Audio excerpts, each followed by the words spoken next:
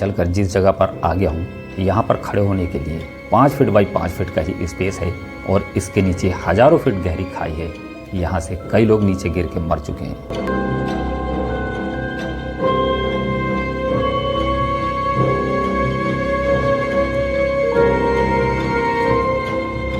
अगर मैं यहाँ से फिसला तो बिल्कुल सीधा नीचे ही चला जाऊंगा। यहाँ से शुरू होता है चाइना पीक के लिए 3.5 किलोमीटर का ट्रैक। नैनीताल का हाईएस्ट माउंटेन जो है वो चाइना पीक है और ये जो ट्रैकिंग है ये चाइना पीक की ट्रैकिंग है। घने देवदार के पेड़ और जंगलों में से होते हुए ये इसकी बिल्कुल टॉप पर लेके जाती है और ये 3.5 किलोमीटर की ट्रैकिंग है। ऊपर जाने के बाद चाइना पीक पे से इसके जो व्यू दिखाई देते हैं वहाँ से वो बहुत ही ज़बरदस्त दिखते हैं। वहाँ से मैं ऊपर से इसके आपको व्यू दिखाऊंगा कि ऊपर से ये पूरा नज़ारा किस तरह से दिखाई देता है। चाइना पीक का ये जो ट्रैक है ये कई मायनों में बड़ा ही दिलचस्प है। जैसे कि आप इस ट्रैक को करेंगे तो आप इन घने देवदार के जंगलों में से होकर गुजरेंगे और यहाँ की जो फीलिंग आप अपने अंदर महसूस करेंगे वो एक अलग हट के ही एक अलग लेवल की ही होती है। यहाँ पे एक ये साइन बोर्ड आ जाएगा और आपको इस तरफ को चलना है। जनवरी और फरवरी में यहाँ पे अच्छा खासा स्नोफॉल हो जाता है। 2-2.5 फीट की जो बर्फ़ है इस पूरे ट्रैक पर जम जाती है।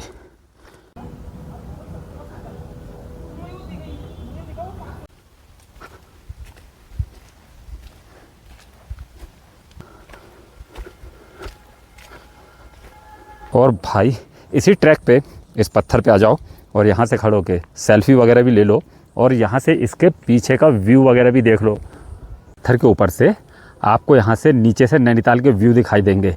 इस समय फॉगी मौसम है, इस वजह से दिख नहीं रहे हैं।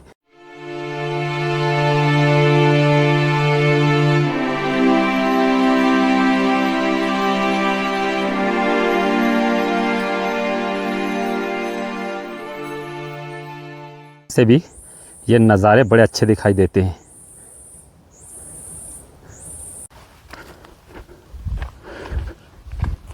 इन देवदार के पेड़ों पे ये जो काई जम गई है और इनके साथ ये पत्ते इसमें उगाए हैं, कितने बेहतरीन दिखाई दे रहे हैं ये इस समय मानसून के टाइम पे। ये पूरा व्यू यहाँ से अगर देखें तो कितना बढ़िया दिख रहा है इन देवदार के पेड़ों पे। तो ये है नैनीताल चाइना पीक का टिपन टॉप और ये है सी लेवल से 8,622 फीट की हाइट पर।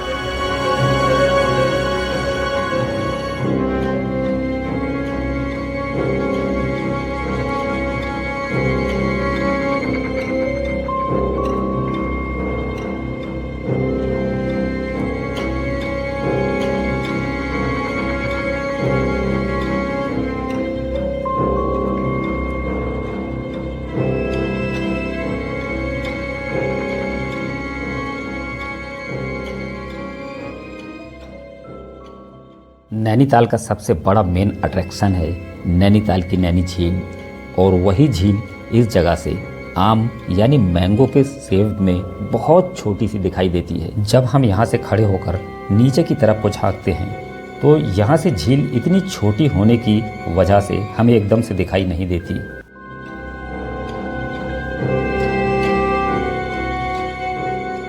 भाई यहाँ का जो मौसम है ना ये बहुत ही अजीब है और ये देखिए पूरा फॉग, ये पूरा नैनीताल के अंदर फॉग वैली में। और ये जो कैमरा घूमा और यहाँ से देखिए आप कितना क्लियर मौसम है यहाँ पे, यानी एक ही टाइम में देखिए किस तरह का मौसम है।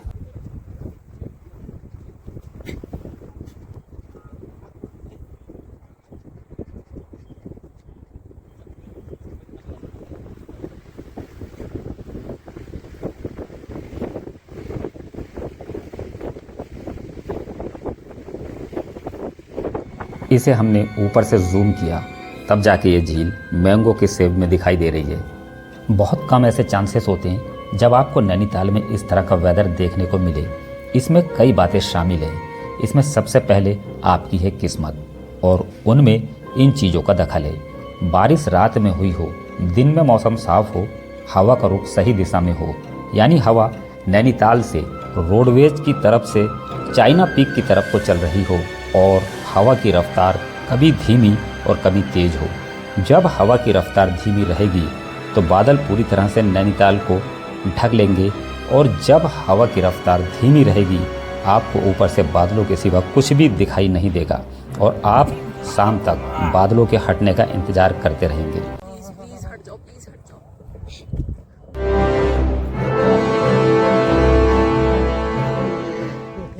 अगर आप चाइना पीक पर जाएं तो इसके डेड एंड से 15 फीट दूर खड़े रहें क्योंकि यहाँ पर सपोर्ट में कोई भी रेलिंग नहीं है।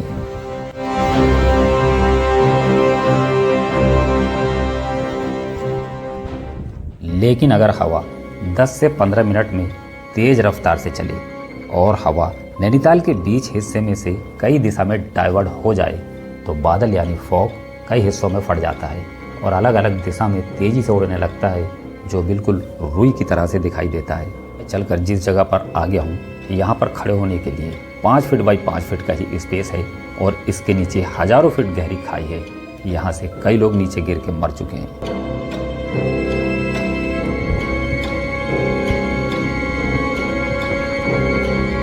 ये जिस जगह पर खड़े हैं ये चाइना पीक का डेड एंड है।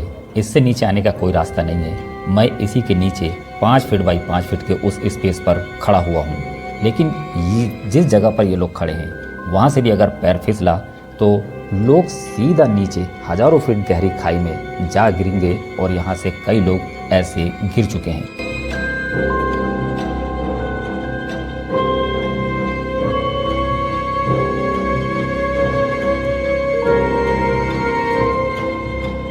इस तरह के मौसम और इस तरह के व्यू की मैंने कल्पना नहीं की थी कि चाइना पीक के ऊपर आने के बाद इस तरह का वेदर, इस तरह के व्यू हमें यहाँ से दिखाई देंगे।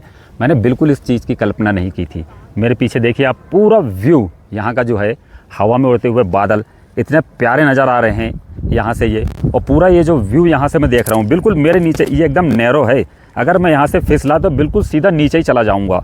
यहाँ कोई भी सपोर्ट नहीं है और यहाँ से खड़े होकर जो ये इसके व्यू दिख रहे हैं बिल्कुल, यानी कि मैं ये कह रहा हूँ कि इसे शब्दों में बयान नहीं किया जा सकता। इतने ज़बरदस्त व्यू इसके यहाँ से इस वक्त में ये दिखाई दे रहे हैं इस पूरी नैनीताल वैली के।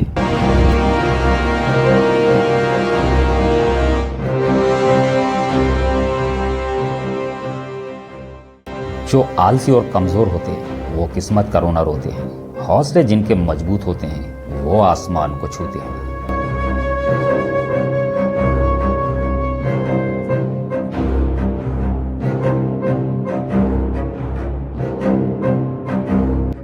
अब यहाँ से चलेंगे लोअर पॉइंट पर।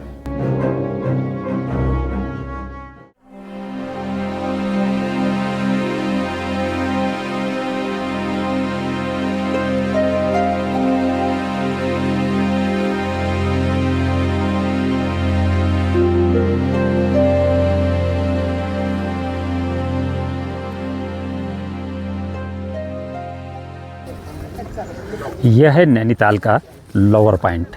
लोअर पॉइंट मतलब लोअर पॉइंट, समझ रहे हैं ना आप। दिखाता हूँ ये किस तरह से अंदर से।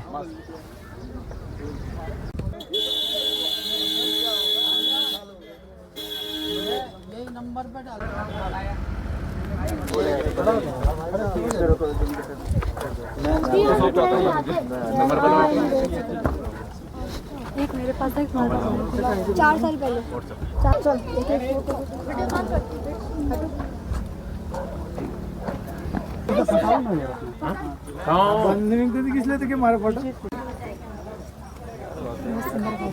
मेरे एक बात समझ में नहीं आई, अंग्रेजों ने इस जगह का नाम लोअर पॉइंट क्यों रखा। लोअर पॉइंट का मतलब कोई प्यारी जगह भी हो सकता है या फिर कोई अपनी लवर से यहाँ पर मिलने आता हो। ये बात समझ में आती है कि इसलिए अंग्रेज़ों ने इस जगह का नाम लोअर पॉइंट रख दिया।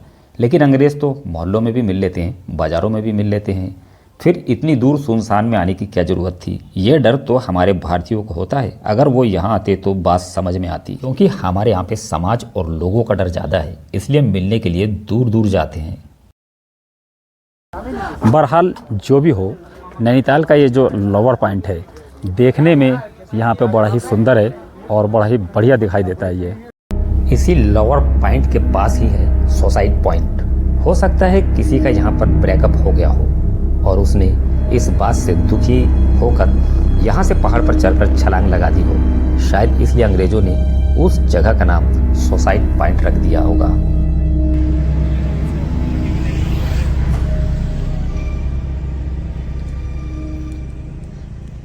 तो भाई यह है नैनीताल का हिमालय व्यू पॉइंट। लोग यहाँ पे आते हैं और यहाँ से हिमालय के पहाड़ों को देखते हैं।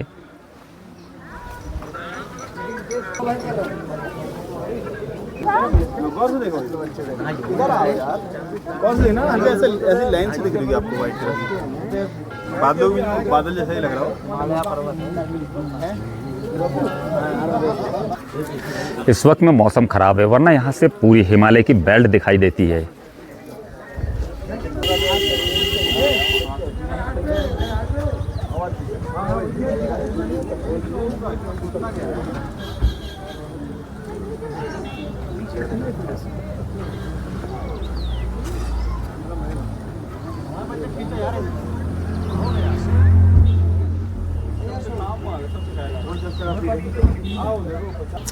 लेकिन भाई जब मौसम क्लियर होता है ना, तो व्यू बहुत ही प्यारा दिखाई देता है यहाँ से पूरे हिमालय का।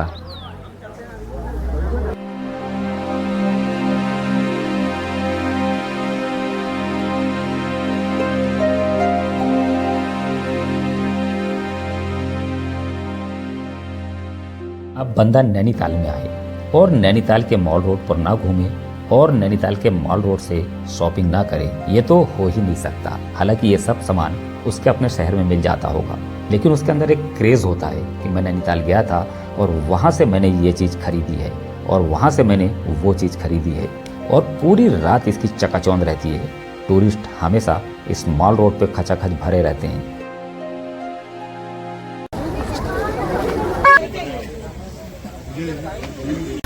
नैनीताल के मॉल रोड पे रात में घूमने का अपना एक अलग ही मज़ा है, एक अलग सी ही फीलिंग आती है यहाँ पर।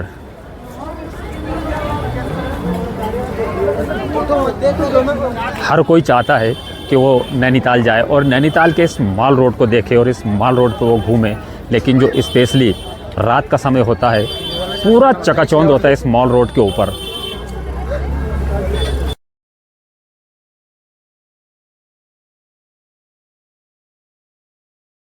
यह है नैनीताल का फड़ मार्केट।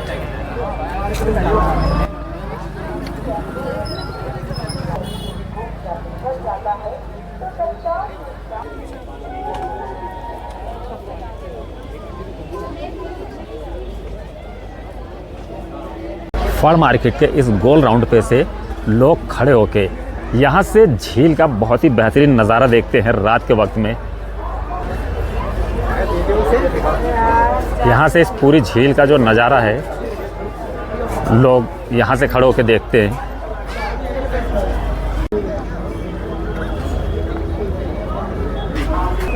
यह पूरी झील रात को यहाँ से बहुत बेहतरीन दिखाई देती है। और इसी नाइट व्यू पॉइंट के बिल्कुल सामने ही है ये यहाँ का फड़ मार्केट, जो बिल्कुल 2 कदम की दूरी पे ही है ये फड़ मार्केट। तो भाई ये है नैनीताल का तिब्बत भूटिया मार्केट। भूतिया नहीं, भूटिया, भूटान वाला। तो देख लो इस तरह का है ये नैनीताल का तिब्बत भूटिया मार्केट।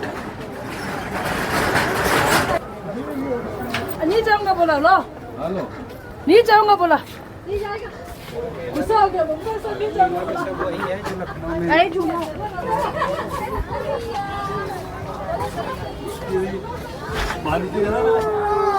नहीं आता मैंने मास्क देखी तो मैं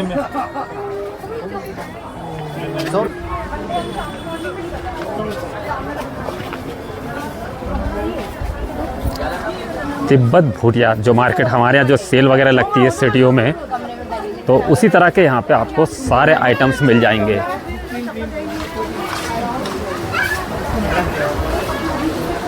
और तिब्बत भूटिया मार्केट से बिल्कुल निकलते ही यह है सामने नैनीताल की बहुत ही खूबसूरत मस्जिद, जो बिल्कुल यहाँ पे इसी भूटिया मार्केट के किनारे पे ही है।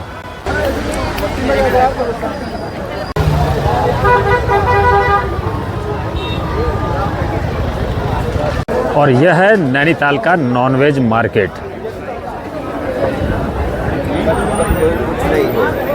यहाँ आपको हलाल नॉनवेज मिल जाएगा।